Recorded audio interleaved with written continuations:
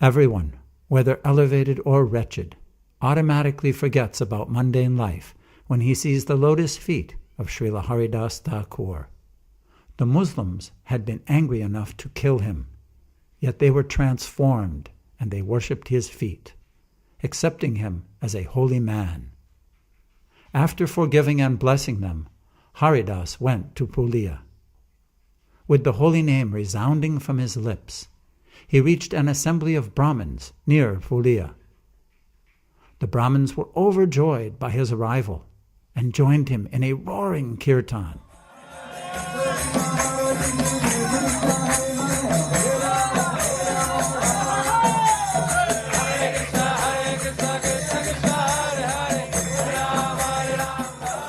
As he danced in their midst, he felt ecstatic joy sweeping through his body. Crying, shivering, laughing, swooning, horripilation, and roaring loudly, he fell to the ground, totally immersed in love of Krishna.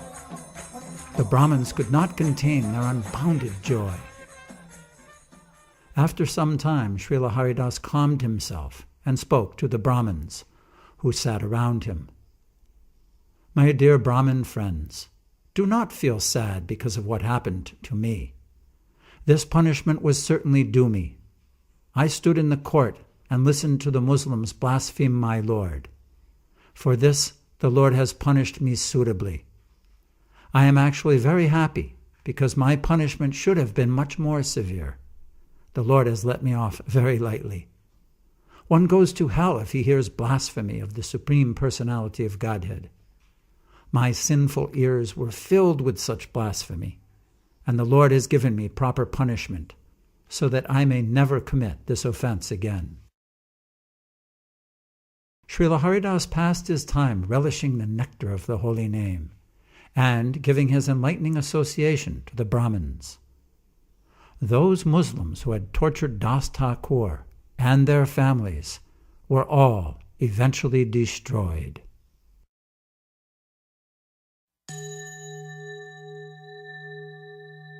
Haridas left that village and moved into a cave on the banks of the river Ganga, where he maintained himself on the sweetness of the holy name and the memory of the pastimes of the Supreme Lord Krishna.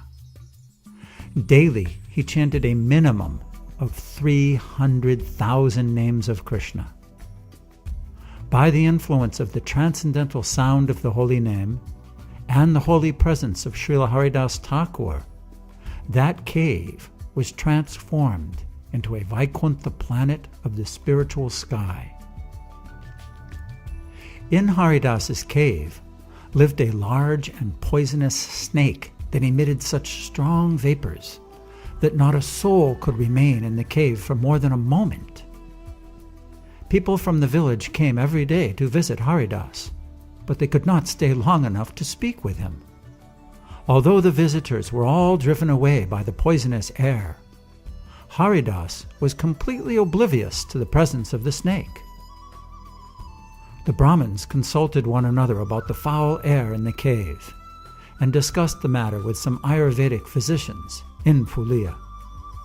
After some research, they determined that a poisonous snake had indeed built its home within Haridas's cave. The physicians felt strongly that Haridas should vacate his cave, for living with such a snake was improper. They joined the Brahmins and approached Haridas to explain the situation. On account of the vapors from the poisonous snake living within your cave, no one can remain here, they explained. You should also vacate this place and find a more suitable cave to live in. Haridas replied, I have been living in this cave for a long time, and I have never been inconvenienced by the vapors you speak of. However, if none of you can remain within the cave, and it causes you such distress, then I shall leave here tomorrow. If it is true that a snake lives here, and if it does not leave by tomorrow, then I shall certainly go. I can assure you that one of us will leave this cave by tomorrow. Please, Do not worry about this problem any longer. I am concerned that all of you not waste time in futile, mundane talks. Every moment should be utilized in discussing topics of Krishna. In the course of this discussion, a miracle occurred.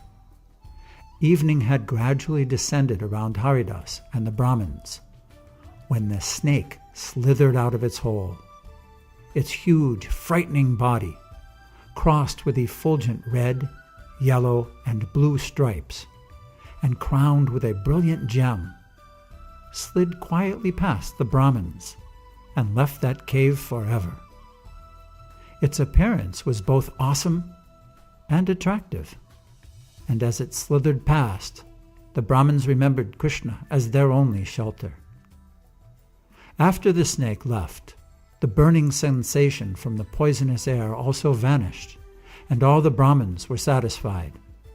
Their faith in the extraordinary spiritual potency of Haridas Thakur swelled, for they understood that the snake had left because of Haridas's assurance to the visitors.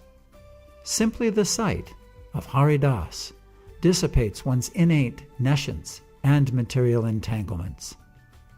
Out of his love for Haridas, the Supreme Lord never minimizes or neglects Haridas's words.